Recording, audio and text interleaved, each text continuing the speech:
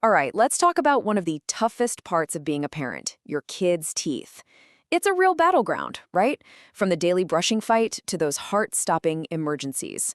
Well, today we're giving you the survival guide. This is your action plan. Let's dive in. Come on, who hasn't been there? I mean, seriously. You're holding the toothbrush, they've clamped their jaw shut like a little vice, and you're basically pleading for just one quick swipe. It is such a universal struggle, and this quote, it hits the nail on the head. So if you're sitting there nodding, thinking, yep, that's my life, then you are in exactly the right place. We're going to take all that chaos, all those little moments of panic, and turn them into a clear, simple plan you can actually use. Okay, first things first. We're tackling that daily 2-minute war. No more begging, no more pleading. We are upgrading to tactical maneuvers. Seriously, think of this as your special ops briefing on how to get those teeth clean, even when you're facing maximum resistance. All right, here are your 3 key tactics. Tactic number 1 is the cradle hold. So you get behind them, kind of have their head resting against your body. This does 2 things. 1, it gives you way more control and the same clear view a dentist has. But also, it's just less confrontational than a face-to-face standoff, you know? Then there's the distraction technique. This is where you turn brushing into a show. Sing a goofy song, bring out a special toy that only comes out at tooth time. Make it an event. And finally, my favorite, the 2-tooth rule. Look, don't try to get the whole mouth perfect in one go. Just focus on 2 teeth at a time. Give them a quick, good scrub, and then move on. Speed and precision, that's your new mantra. You know, this piece of advice is it's genius because it totally reframes what feels like a super stressful moment. They're screaming. Instead of fighting it, you use it. I mean, think about it. Their mouth is wide open. It's the perfect chance for a quick, super effective brush. You're literally turning their protest into a tactical advantage. Okay, so we've survived the brushing battle. Now let's talk about the next boss level, teething. Yes, the time when your sweet, happy baby suddenly transforms into a grumpy, drooling monster, and you can pretty much kiss a full night's sleep goodbye. So before you run out and buy every expensive teething toy on the market, just try these 2 super simple, super effective things first. 1, grab a clean washcloth, get it wet, and stick it in the freezer for maybe 30 minutes. The cold numbs their gums, and they love chewing on that texture. Or even simpler, just wash your hands really well and use your own finger to firmly massage their gums. That counter pressure can feel so good to them. Now, this is really important. You have to know what's normal for teething and what's not. It is so easy to just blame everything on teething, right? But listen, drooling, being fussy, chewing on everything, that's classic teething. But a high fever, we're talking over 38 Celsius, or things like diarrhea or a rash? No, that is not teething. That's a sign of illness, and that's when you call your doctor. But there are a couple of specific things that should make you call the dentist.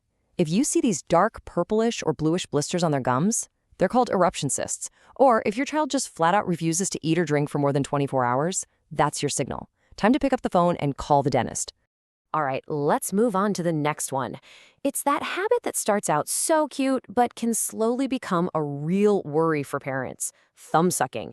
So when does it cross the line from a harmless little comfort thing to a real dental problem? Okay, so first off, thumb sucking is a totally natural reflex. It helps babies and toddlers self-soothe and feel safe. So in those early years, honestly, don't sweat it. The problem really only starts if the habit keeps going strong right when their permanent adult teeth are about to show up. That constant pressure can actually reshape the jaw and push their front teeth out of alignment. So think of it like this. Here's your timeline. Before age 3, it's pretty much fine. Let it be. Around age 3 or 4, you can start with some gentle encouragement. You know, positive stuff, like sticker charts for not sucking their thumb. But if they're past age 5 and it's still a regular thing, that's when it's time to have a chat with your dentist. Okay, everybody take a deep breath for this next one. We're shifting gears now to the thing every parent hopes they'll never have to deal with, but absolutely needs to be ready for: a real dental emergency. What you do in those first few seconds and minutes can literally make all the difference. You get that call, or you see it happen. Your kid takes a fall and a tooth is on the ground. Your heart just stops, right? Pure panic. But this is where you need to push that panic aside, because your action plan has to kick in. And what you do next depends entirely on one single critical question. And here are the 2 very, very different paths you can take. If it's a baby tooth, listen carefully. You leave it out. Do not, under any circumstances, try to put it back in. You could seriously damage the permanent tooth that's growing up in the gums. But if it's an adult tooth, that's a code red. That is a full-blown dental emergency, and the clock is ticking. 30 minutes. That's your window. The chance of saving that tooth drops off a cliff after about half an hour. This is why having a plan isn't just a nice idea, it's absolutely essential. So here it is, your step-by-step code red action plan. Step 1, find the tooth.